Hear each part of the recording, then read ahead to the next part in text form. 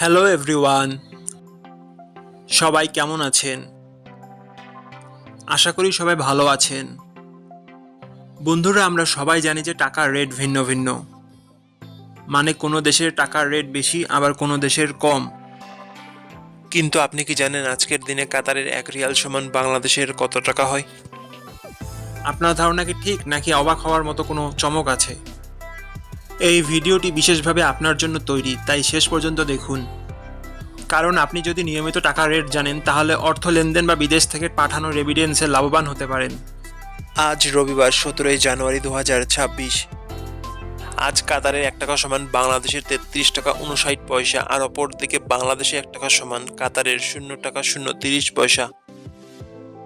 বন্ধুরা, টাকার রেট প্রতি মুহূর্তেই বদলায়, আর এই পরিবর্তন আপনার আয়, খরচ, এমনকি সঞ্চয়ের উপর প্রভাব ফেলে।